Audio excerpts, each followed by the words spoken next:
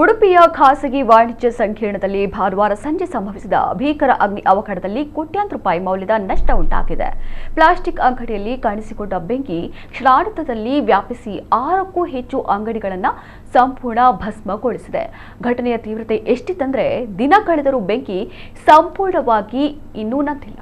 ಅಗ್ನಿಶಾಮಕ ದಳದ ಸಿಬ್ಬಂದಿ ರಾತ್ರಿ ಇಡೀ ಕಾರ್ಯಾಚರಣೆ ನಡೆಸಿ ಬೆಂಕಿ ನಿಯಂತ್ರಣಕ್ಕೆ ಹರಸಾಹಸ ಪಟ್ಟಿದ್ದಾರೆ. ಈ ದುರಂತದಲ್ಲಿ ಅಂಗಡಿಗಳಲ್ಲಿದ್ದ ವಸ್ತುಗಳೊಂದಿಗೆ ಕಂತೆ ನೋಟುಗಳು ಕೂಡ ಬೆಂಕಿಗಾಹುತಿಯಾಗಿವೆ. ಅಗ್ನಿ ಅವಘಡಕ್ಕೆ ಶಾರ್ಟ್ ಸರ್ಕ್ಯೂಟ್ ಕಾರಣ ಎನ್ನಲಾಗ್ತಾ ಇದ್ದು ಒಟ್ಟಾರೆ ನಷ್ಟದ ಪ್ರಮಾಣ 4-5 ಕೋಟಿ ರೂಪಾಯಿಗಳಷ್ಟಾಗಬಹುದು ಎಂದು ಹೇಳಲಾಗ್ತಾ ಇದೆ. ಬೆಳಗ್ಗೆ ಅಂಗಡಿ ಮುಂಗಟ್ಟುಗಳ ಕೆಲಸಗಾರರು ಆಗಮಿಸಿ ಅವಶೇಷಗಳನ್ನು ತೆರವು ಮಾಡಿದರು. ಶಾಸಕ ಯಶ್ಪಾಲ್ ಸುವರ್ಣ ಅವರು ಪುರಸಭೆಯ ಅಧಿಕಾರಿಗಳ ಜೊತೆ ಸ್ಥಳಕ್ಕೆ ಭೇಟಿ ನೀಡಿ ಪರಿಶೀಲನೆ ನಡೆಸಿದರು ಹಾಗೂ ದುರಂತದಿಂದ ಉಂಟಾಗಿರುವ ನಷ್ಟದ ಬಗ್ಗೆ ಸರ್ಕಾರದಿಂದ ಪರಿಹಾರ ನೀಡಬೇಕು ಎಂದರು. ಉಡುಪಿಯ ಅಗ್ನಿಶಾಮಕ ದಳವನ್ನ ಇನ್ನಷ್ಟು ಬಲಪಡಿಸಬೇಕೆಂದು ಆಗ್ರಹಿಸಿದರು.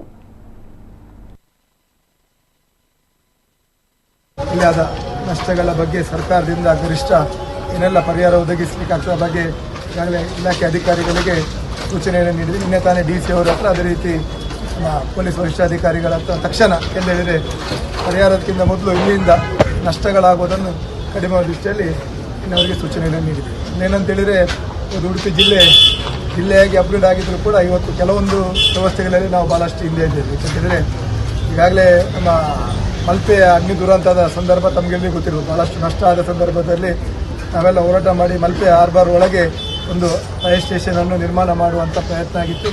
ಅದರ ಜೊತೆಗೆ 2 ಘಟಕಗಳನ್ನು ಫೈರ್ ಇಂಜಿನ್ ವೆಹಿಕಲನ್ನು ಒದಗಿಸಿತ್ತು. ಆದರೆ ಇವತ್ತೇನಾಗಿದೆ ಅಂತೇಳಿ 15 ವರ್ಷ ಹಿಂದಿನ ಆ ವೆಹಿಕಲ್ಗಳಾಗಲಿಕ್ಕೆ ಹೋಗಿ ಇವತ್ತು ಸರಿಯಾದ ಸಮಯಕ್ಕೆ ಆ ಒಂದು ಘಟನೆ ಆದಾಗ ಅದನ್ನು ಬಳಕೆ ಮಾಡಲಿಕ್ಕೆ ಅದು ವಿಫಲವಾಗಿದೆ.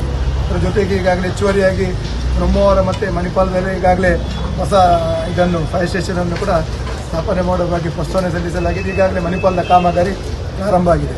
ಒಟ್ಟಾರೆ ನಮ್ಮ ಜನರ ಸುರಕ್ಷತೆಯನ್ನು ಕಾಪಾಡುವ ದೃಷ್ಟಿಯಲ್ಲಿ ನಮಗೆ ಇನ್ನಷ್ಟು ಬೇಡಿಕೆಗಳನ್ನು ಈಗಾಗಲೇ ನಾವು ನಮ್ಮ ಪರಮೇಶ್ವರ್ ಅವರ ಗಮನಕ್ಕೆ ತಂದಿದ್ದೇವೆ.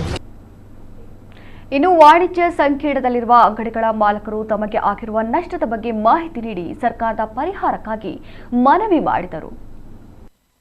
ನೋಡಿ, ಒಂದು ಜಿಲ್ಲಾಡಳಿತ ಅಂತ ಹೇಳಿದ ಕೂಡಲೇ ಇಲ್ಲಿ ಹೈರೈಸ್ ಬಿಲ್ಡಿಂಗಿಗೆ ಪರ್ಮಿಷನ್ ಕೊಡುವಾಗ 3 ವಾಟರ್ ಟ್ಯಾಂಕರ್, 1 ಸುಸೈಡ್ ಅಟೆಂಪ್ಟಿಗೆ ಬೇಕಾಗುವ ಒಂದು ವೆಹಿಕಲ್ಲು ಪ್ಲಸ್ ಅದಕ್ಕೆ ಒಂದು ಲಿಫ್ಟಿದು ವ್ಯವಸ್ಥೆ ಇರುವಂಥದ್ದು ವೆಹಿಕಲ್ ಕೂಡ ಬೇಕಾಗ್ತದೆ.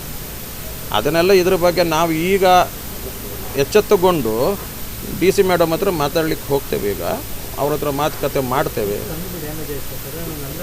ಒಂದು ಅಂದಾಜು ನಷ್ಟದ ಬಗ್ಗೆ ಇನ್ನೂ ನನಗೆ ಅಂಗಡಿಯ ಮಾಲಕರು ಯಾರೂ ಸಿಕ್ಕಲಿಲ್ಲ. ಕೆಲವೊಬ್ಬರು ಸಿಕ್ಕಿದ್ದಾರೆ, ಬಟ್ ಅವರ ಸ್ಥಿತಿ ಅದನ್ನು ಹೇಳುವ ಪರಿಸ್ಥಿತಿಯಲ್ಲಿ ಅವರು ಇಲ್ಲ. ಸ್ವಲ್ಪ ನಾರ್ಮಲ್ ಆಗಲಿ, ನಾಳೆ ನಾಡಿದ್ರಲ್ಲಿ ಎಲ್ಲ ಅದರ ಬಗ್ಗೆ ಮಾಹಿತಿ ಸಿಗ್ತದೆ. ಇದರ ಹಿಂದೆ ಈ ನಿರ್ಲಕ್ಷ್ಯತೆ, ಜಿಲ್ಲಾಡಳಿತ ನಿರ್ಲಕ್ಷ್ಯತೆ ಎದ್ದು ಕಾಣ್ತಾ ಉಂಟು. ಕೇವಲ ಇದನ್ನು ನಾವು ಘಟನೆ ಎಂದು ನಾವು ತೆಗೆದು ಇದರ ಬಗ್ಗೆ ನಾವು ಗಂಭೀರವಾಗಿ ಚಿಂತನೆ ಮಾಡಬೇಕು. ಏಕೆಂದರೆ ಈ ಸುರಕ್ಷತೆ ಬಗ್ಗೆ ನಾವು ಖಂಡಿತವಾಗಿ ನಾವು ಚಿಂತನೆ ಮಾಡಬೇಕು. ನೋಡಿ, ಈಗಾಗಲೇ ಹೇಳಿದಂತೆ ಕೇವಲ ಒಂದು ವೆಹಿಕಲ್ ಬಂದಿದ್ದು ಅದು ಕರೆಕ್ಟ್ ಪ್ರಾಪರ್ ಟೈಮಿಗೆ ಬಂದಿದ್ದರೆ ಇಷ್ಟು ದೊಡ್ಡ ಅನಾಹುತ ಆಗ್ತಿರಲಿಲ್ಲ. ಮತ್ತು ಇದು ಜನನ ಬಿಡ ಎಲ್ಲ ಸರಿ, ಆದರೆ ಅವರದ್ದೇ ಒಂದು ವ್ಯವಸ್ಥೆ ಅವರು ಮಾಡಿಕೊಳ್ಬೇಕಿತ್ತು. ಒಂದು ಫೋನಿಗೆ ಸ್ಪಂದಿಸಬೇಕಿತ್ತು, ಕೂಡಲೇ ಬರಬೇಕಿತ್ತು. ಆದರೂ ಅವರು ಬರಲಿಲ್ಲ. ಅವರಿಂದ ತಡವಾಗಿದ್ದರಿಂದ ಮತ್ತು ಕೇವಲ ಒಂದು ವೆಹಿಕಲ್ ಬಂದದ್ದರಿಂದ ಇಷ್ಟೆಲ್ಲ ನಷ್ಟವಾಗಿದೆ. ಇದನ್ನು ಖಂಡಿತವಾಗಿ ನಿರ್ಲಕ್ಷ್ಯವೇ ಎಂದು ಹೇಳಬೇಕು.